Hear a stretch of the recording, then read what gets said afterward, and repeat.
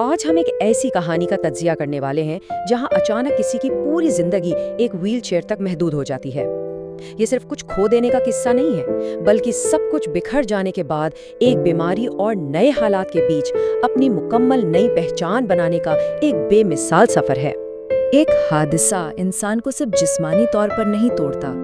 रीढ़ की हड्डी का फ्रैक्चर अंदर से टूटा हुआ था, लेकिन इससे भी ज्यादा कुछ और टूट गया था। ये अल्फाज वाकई उस गहरे दर्द को बयान करते हैं जब किसी नौजवान का जिंदगी पर से यकीन और उसका अंदर का एतमाद बिल्कुल चकनाचूर हो जाता है।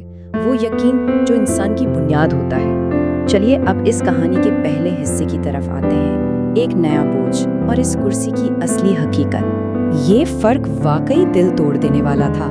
एक तरफ वो पुरएतमाद नौजवान जिसका फैशन सेंस इतना जबरदस्त था कि लोग मिसाल देते थे और दोस्तों को तकरीबात के लिए कपड़े उधार देता था, और दूसरी तरफ वही शख्स अब सिर्फ एक सादा शलवार कमीज में टूटे ख्वाबों के साथ एक व्हीलचेयर पर है। ये सिर्फ लिबास का फर्क नहीं है, ये उन हालात की खामोश तस्वीर है जहां उम्मीद जैसे बिल्कुल खत्म हो चुकी थी। किसी भी देहाती माहौल में इस तरह की बीमारी किसी अजियत से कम नहीं।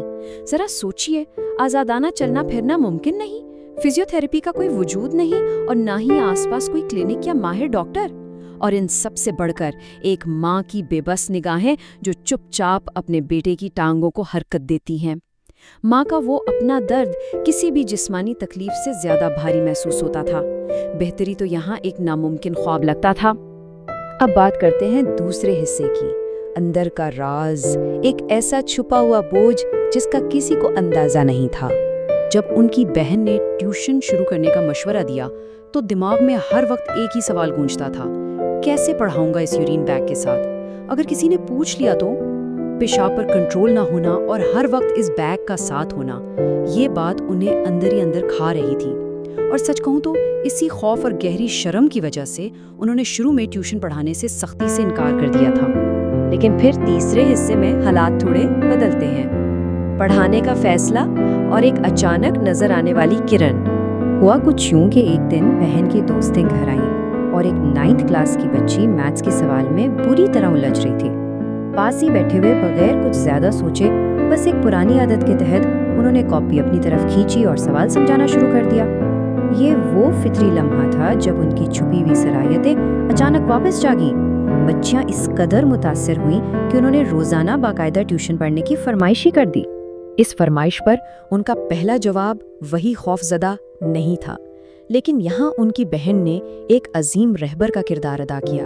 उन्होंने इनकार कबूल ही नहीं किया, बल्कि सामने बैठकर कहा, आमिर, इतना तो हो गया है, ये भी हो जाएगा, बस हौसला रखें।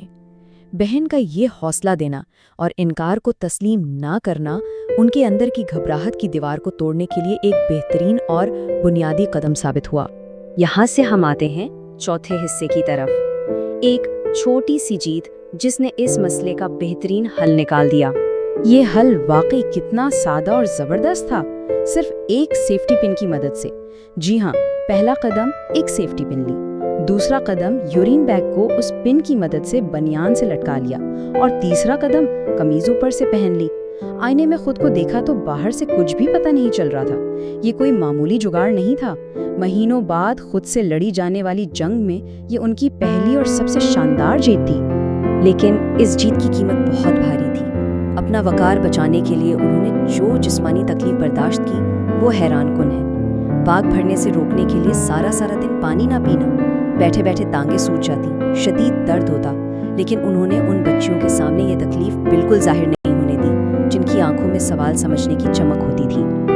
अब देखते हैं कि ये सिलसिला आगे कैसे बढ़ा। ये मेहनत बिल्कुल आग की तरह फैली। 1 हफ्ते में 4 लड़कियां आईं, 2 हफ्तों में तादाद 8 हो गई, फिर करीबी गांव से भी लोग आने लगे और आखिरकार लड़कों के घरों से भी दाखिले आने लगे, जिसने इस सफर को एक ऐसी मंजिल पर खड़ा किया जहां उन्हें हवेली का रुख करना पड़ा।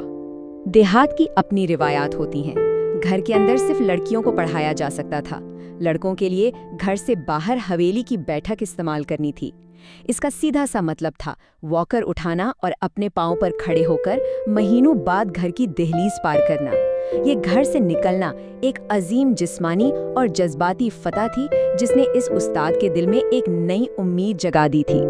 اس کے بعد آتے ہیں 5ویں حصے پر، مایوسی اور حوصلہ، جہاں ایک بھاری طبی حقیقت سامنے آئی۔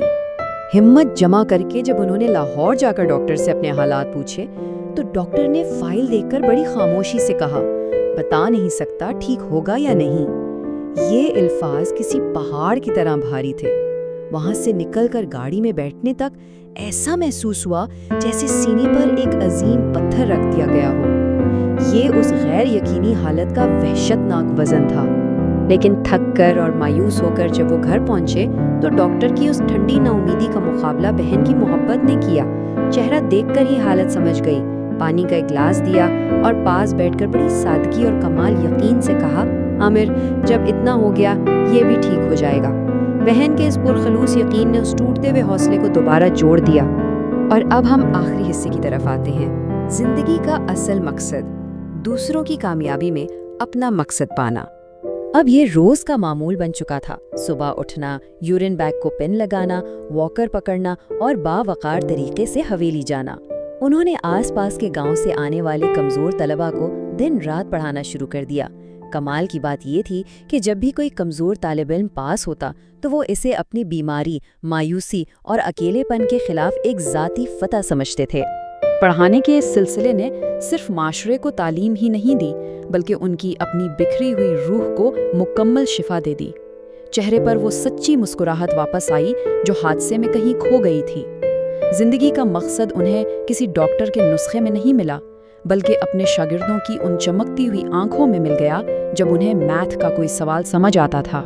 اس محنت نے انہیں دوبارہ اپنے پاؤں پر تو کھڑا کر دیا تھا، چاہے وہ ابھی بھی کرسی پر ہی تھے۔ لیکن جیسا کہ ذکر کیا گیا ہے، کہانی ختم نہیں ہوئی تھی، آگے اور امتحان تھے۔ کیا اس نئے اور بلند حوصلے کے بعد آنے والی آزمائشیں آسان ہوں گی یا ان کا سامنا کرنا مزید کٹھن ہوگا؟ یہ ایک ایسا سوال ہے جو ہمیں ضرور سوچنے پر مجبور کرتا ہے اور آگے دریافت کرنے کی طلب دلاتا ہے۔